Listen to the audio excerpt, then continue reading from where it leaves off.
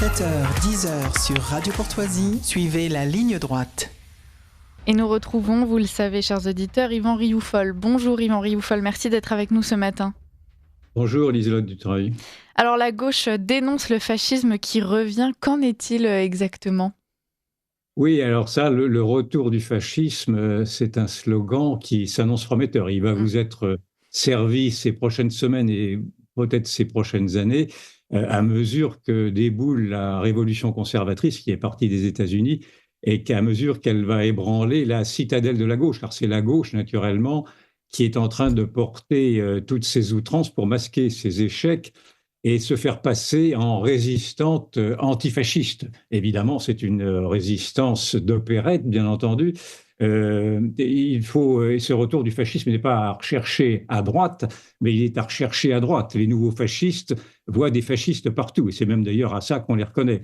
En fait, la gauche révèle par cette agitation du fascisme qui vient, elle révèle son vrai visage, qui est celui d'une formation dogmatique manichéenne qui n'accepte pas de perdre son hégémonie culturelle et politique qui lui donnait le droit de décréter le bien et le mal. Et en fait, la victoire de Trump et sa révolution du bon sens ont accéléré l'effondrement de ce camp du bien qui devient enragé.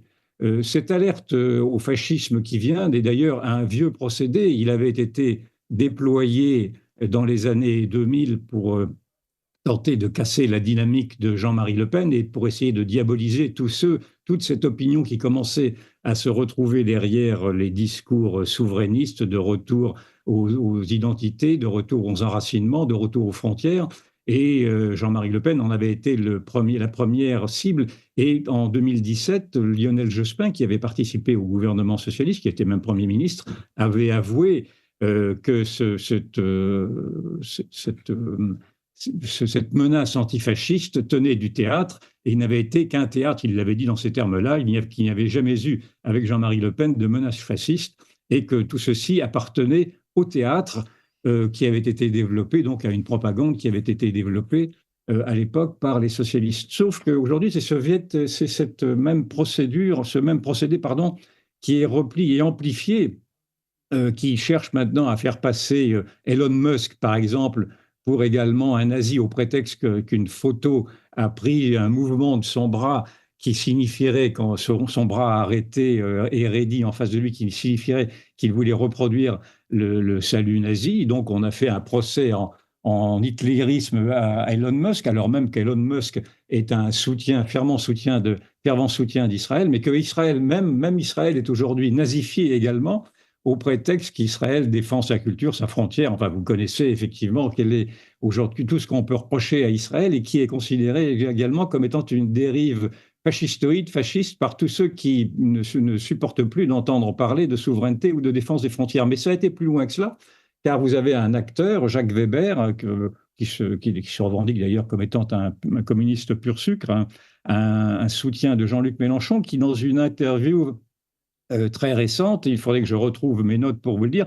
Ah oui, et qui, dans une interview parlant de Trump, a dit de Trump qu'il n'y avait entre lui et le nazisme aucune différence, aucune feuille de papier à cigarette. Il n'y avait qu'une feuille de papier à cigarette, pardon, excusez-moi, entre Trump et le nazisme, et qu'il appelait en conséquence, afin de résister à ce nazisme-là, qu'il appelait en conséquence à descendre dans les rues et à supprimer littéralement cette ordure absolue. Il parle là de Trump. Donc vous avez là aujourd'hui un grand acteur, incontestablement, qui appelle très simplement au meurtre au prétexte de son humanisme propre. Et donc vous voyez bien, et j'en passe d'autres, vous avez la RTBF par exemple, la radio-télévision publique belge, qui a passé en différé le discours de Trump parce qu'elle considérait que le discours de Trump était un discours également fascisant. Bon, donc ce que l'on voit, c'est qu'en fait, les fascistes, les antifascistes sont effectivement les vrais fascistes. Ce sont ces antifascistes-là, par la force de leur comportement, qui montrent leur sectarisme, qui appellent à la violence, qui montrent leur mépris de la démocratie, la mépris du peuple, et d'autant plus que parmi tous ces antifascistes-là, beaucoup d'entre eux se retrouvent également dans le nouveau discours antisémite qui est, lui, porté par une gauche à la dérive. Donc tout ceci vous donne un portrait d'un antifascisme qui se rapproche non seulement du fascisme, mais également du nazisme, quand ils en viennent à cautionner également les attitudes antisémites qui se développent. Et alors justement, vous parlez de cette attitude antisémite qui se développe. Comment est-ce qu'on explique cette renaissance de l'antisémitisme ? On a une gauche normalement, enfin qui historiquement s'était toujours affichée comme grande défenseuse de la cause juive. Mais je pense que c'est parce que précisément les regards ont voulu simplement se braquer sur les dérives qu'il pouvait y avoir à droite, sans voir que les dérives arrivaient par la gauche. Et ça, en fait, c'est un acquis historique. Je pense que le Parti communiste, parce qu'il a été le vainqueur des nazismes en 1945, n'a pas eu droit à son procès de Nuremberg, c'est-à-dire il n'a pas eu à répondre de ses crimes contre l'humanité. Je vous rappelle quand même que le nazisme a fait 6 millions de juifs, mais que le communisme, dans tous les pays où il a été impliqué, a fait 100 millions de victimes. Et donc, il n'a pas eu à faire rémission de ces crimes-là. Donc, c'est toujours cette gauche-là, cette gauche communiste, Weber en est un exemple, ce stalinien-là, qui donne des leçons à la terre entière et qui alerte sur un antisémitisme quand il vient d'extrême droite, mais qui ne voit pas, qui ne veut pas voir que que lui-même, aujourd'hui, est porteur de cet antisémitisme, dans la mesure où cette gauche s'est alliée avec cette nouvelle idéologie islamiste, de l'islam radical, qui elle-même, durant la guerre d'ailleurs, s'était alliée avec le nazisme. Je rappelle que le grand mufti de Jérusalem avait serré la main d'Hitler et qu'il avait installé un commando SS dans les Balkans, un commando SS musulman. Donc on est là dans ce théâtre, naturellement, et dans cette ignominie qui est maintenant de voir que c'est cette gauche raciste, antisémite, allié à cet islam politique qui déteste les juifs, qui donne des leçons à tout le monde et qui nous dit, dans le fond, que c'est la droite qui a une dérive fasciste. Donc, en fait, on voit bien quel est l'objet de toute cette manipulation, c'est de dire que si, à échéance présidentielle, il pouvait advenir que la droite nationale, le Rassemblement national, Marine Le Pen ou des formations se rapprochant de cet idéal avait à gagner les prochaines élections présidentielles, immédiatement vous verriez, c'est ce qui se prépare aujourd'hui, toute cette gauche morale qui appelle à la vigilance antifasciste, descendre dans la rue et appeler précisément, comme l'a fait Jacques Weber par exemple, pourquoi pas à éliminer ceux qui auraient gagné les élections, et en tout cas à refuser cette loi démocratique qui veut que ce soit le peuple qui désigne ses représentants. Or, vous avez toute cette gauche sectaire qui n'accepte pas effectivement son échec et qui est prête de mon point de vue, à tous les excès, en puisant dans son passé totalitaire et dans son intolérance.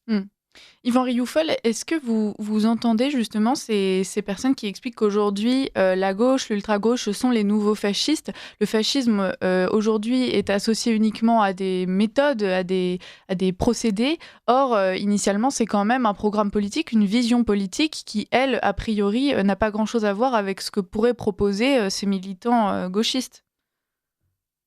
Je ne suis pas sûr d'avoir bien compris votre question, mais en tout cas, ce que je vois, c'est qu'on peut lancer des mots d'oiseau à chacun et chacun se faire traiter de fasciste. Moi, ce que je vois, c'est que le fascisme répond malgré tout à des définitions précises. Le fascisme, c'est celui qui appelle à la violence, qui refuse la démocratie et en l'occurrence, qui également justifie un antisémitisme quand il caractérise également le nazisme. Or, je ne vois aucune de ces caractéristiques-là aujourd'hui dans la droite, ni même dans la droite nationale, et je les vois de plus en plus dans cette gauche déviante, qui est une gauche sectaire, totalitaire, qui repuise dans son passé totalitaire, cette gauche qui avait cautionné toutes les dérives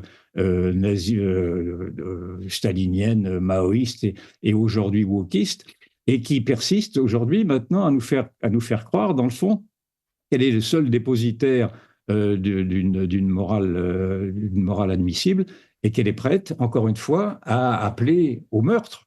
Si j'en crois, par exemple, ces dérives de Jacques Weber, il y avait un animateur également, un animateur français avait appelé en 2017 a tué Trump également. C'était Monsieur Ruquier, je crois me souvenir. Donc, vous avez toute cette gauche bien pensante qui se croit tout permis, mais qui aujourd'hui, me semble-t-il, est effacée par cette grande révolution culturelle, cette révolution conservatrice que j'ai décrite depuis longtemps, et qui est en train d'ébranler toutes ces citadelles. Et ce qui me rend assez joyeux, c'est de voir effectivement ce vent de panique, malgré tout, avec ces dérives odieuses, bien sûr, qui me semble-t-il, ce vent de panique est en train de remettre à leur place tous ces imposteurs.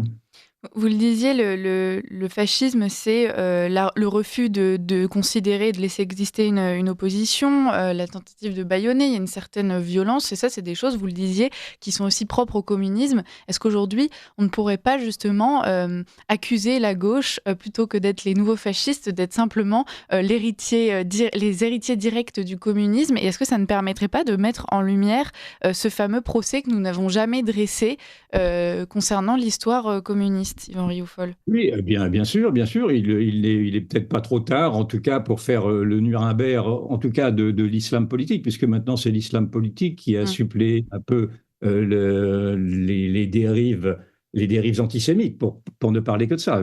Hier, nous fêtions, nous célébrions le 80e anniversaire de la libération du camp d'Auschwitz. Et je n'ai d'ailleurs pas entendu le président de la République mettre en alerte sur ce nouvel antisémitisme qui vient, et qui est un nouvel antisémitisme qui vient précisément par cette société qui a été trop protégée, cette contre-société issue d'une immigration. Donc, et on voit qu'il y a encore des réticences de la part des États, des gouvernements, et singulièrement de la part du président de la République, à désigner aujourd'hui d'où vient ce nouvel antisémitisme qu'il dit combattre. Et je ne remets pas en question, naturellement, sa bonne foi quand il dit vouloir combattre l'antisémitisme. Simplement, on ne le combat qu'en le désignant. Or, pour l'instant, vous vous rendez compte, précisément parce que la doxa a voulu qu'il ne fallait regarder que du côté de la droite et pas du côté de la gauche, qu'aujourd'hui, même le gouvernement est réticent à désigner maintenant, à dévoiler le nouveau visage de cet antisémitisme porté par cet islam politique, par cette judéophobie, et avec l'aval de toute cette extrême gauche, Mélenchon en premier lieu, qui Rapidement, Yvan Rioufol. Pardon, on va devoir couper. Et qui est en train de se fourvoyer. Merci beaucoup. Merci de finir aussi rapidement. Merci, à la semaine prochaine. On continuera cette discussion si vous le souhaitez.